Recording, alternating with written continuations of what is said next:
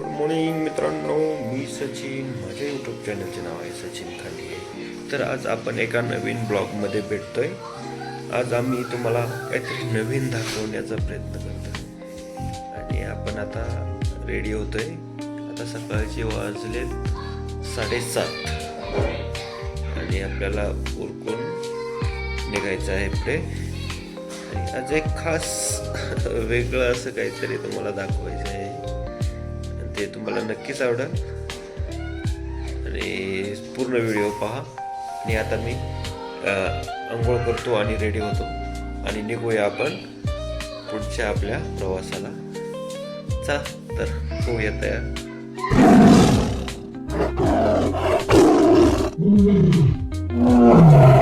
राम राम मंडळी, मी सचिन. माझ्या यूट्यूब चॅनलचे नाव आहे सचिन खांडगे SK.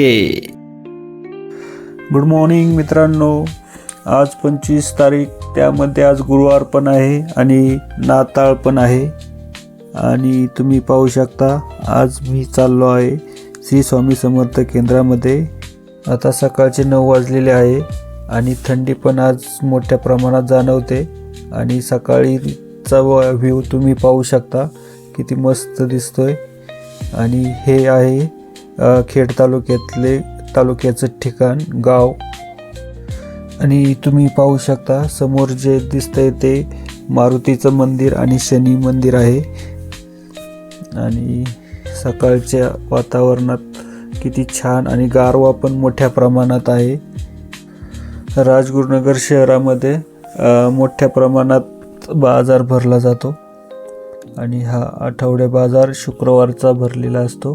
तो अर्थातच उद्या भरणार आहे.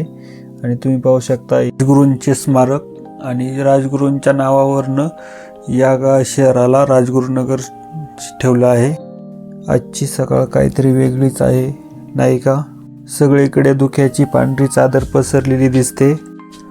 जेव्हा धुक्याच्या पडद्यातून सूर्याची पहिली किरणे बाहेर पडतात तेव्हा संपूर्ण परिसर सोन्यासारखा उजळून निघतो. ही आमची भीमा नदी आणि हा इंग्रजांनी बांधलेला भीमा नदीवरचा पूल आहे. आणि आता पुढे डाव्या बाजूला टर्न घेतल्यानंतर आपल्याला श्री स्वामी समर्थांच्या केंद्रामध्ये आपण आता पोचलो आहोत. आणि आता सकाळ असल्यामुळे गर्दी पण कमी आहे. आणि थोड्या वेळाने आता 10:30 वाजता स्वामींची नैवेद्य आरती असते, त्यावेळेस खूप मोठ्या प्रमाणात गर्दी होते या ठिकाणी. आणि आता मी स्वामी समर्थांचे दर्शन घेण्यासाठी केंद्रामध्ये चाललेलो आहे. आणि माझ्या मागं माझा मुलगा रुद्र पण माझ्या मागं आलेला आहे. स्वामींच्या केंद्रामध्ये येऊन खूप भारी वाटतं, मनाला शांती भेटते.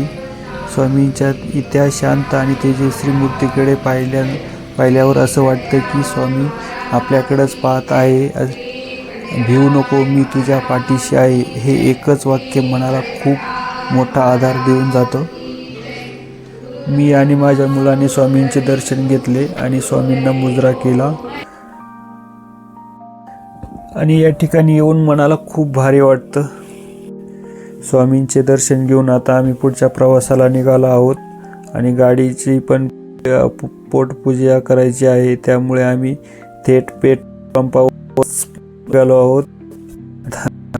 मध्ये पेट्रोल टाकणार आहे, तिथून पुढे पुढच्या प्रवासाला सुरुवात करणार आहे. आणि पुढे जात असताना मला एक स्वामींचं छानसं गाणं आठवलं, ते तुम्हाला नक्कीच आवडेल. आणि कॉमेंटमध्ये सांगा कसं वाटलं तुम्हाला ते. तर ऐका. श्री स्वामी समर्थ. जिंकण्याचा मोह नाही, हारण्याचे भय नाही. स्वामी शक्ती ज्याच्या पाठी, वेदनेच्या सुटतील गाठी. स्वामी शक्ती ज्याच्या पाठी, वेदनेच्या सुटतील गाठी. सोबतीला नाही कोणी, सोबतीला आहे स्वामी. सोबतीला नाही कोणी, सोबतीला माझे स्वामी. उन्हामध्ये सावली स्वामी, दुःखामध्ये सुख हे स्वामी. कष्टाचे फळ हे स्वामी, वेदनेचा अंत स्वामी. उन्हामध्ये सावली स्वामी, दुःखामध्ये सुख हे स्वामी. कष्टाचे फळ हे स्वामी, वेदनेचा अंत स्वामी. श्री स्वामी समर्थ.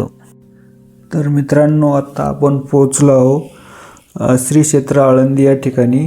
आणि तुम्ही पाहू शकता की आपल्याला वारकरी आणि महाराज लोक मोठ्या प्रमाणामध्ये यामध्ये दिसायला लागले, की समजून जायचं की आपण आता आळंदीमध्ये पोचलो आहोत.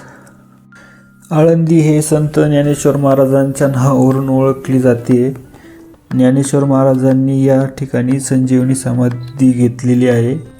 सकाळची वेळ असल्यामुळे या ठिकाणी गर्दी पण जरा कमीच आहे. इंद्रायणी नदीचा शांत किनारा आणि मंद वारा. जेव्हा आपण इंद्रायणी नदीच्या घाटावर उभे राहतो तेव्हा मनातील सर्व थकवा दूर करतो. धुक्यात वेढलेली आळंदी आणि मंदिरातून येणारा टाळ मृदुंगाचा आवाज, ही अनुभूती खरोखरच मनाला भावणारी आहे. आळंदी म्हटलं तर संत ज्ञानेश्वर महाराजांची आषाढी वारी ही लाखोच्या संख्येने वारकरी येत असून कमालीची शिस्तता या ठिकाणी पाळली जाते.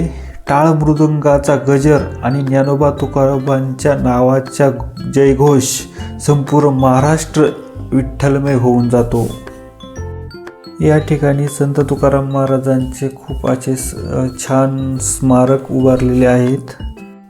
आणि थोडं पुढं आल्यानंतर संत ज्ञानेश्वर महाराजांच्या थोरल्या पादुका मंदिर आहे. आणि त्याच्या शेजारी संत तुकाराम महाराज आणि संत ज्ञानेश्वर आणि त्यांची भावंड या ठिकाणी खूप आकर्षक असे स्मारक इथे या ठिकाणी बांधलेले आहे. मित्रांनो, आता आपण पोचलो आहे दिघीमध्ये. आता दिघीच्या पुढं आल्यानंतर आपण विश्रांतवाडीमध्ये आलो आहोत.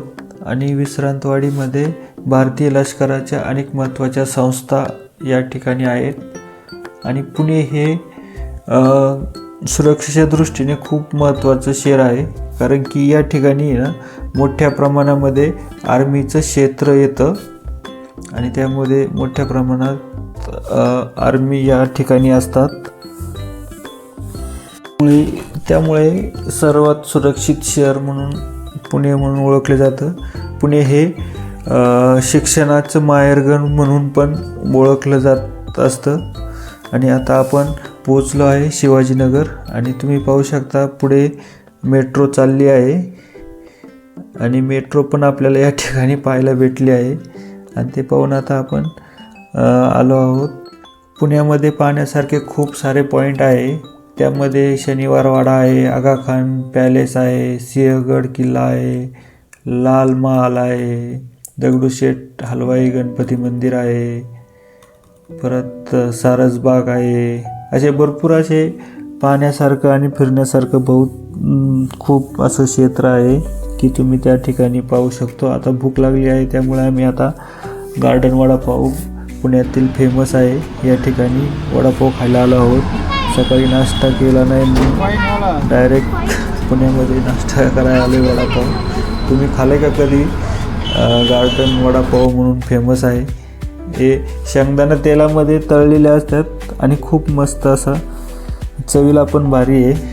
तुम्ही पुण्यामध्ये कधी आलात तर याची टेस्ट नक्की घ्या. खूप छान असं टेस्ट आहे त्याला.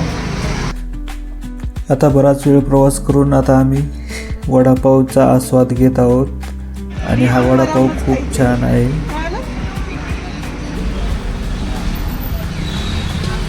कसा आहे वडापाव? कसा आहे? तू काय खाल्लं रे?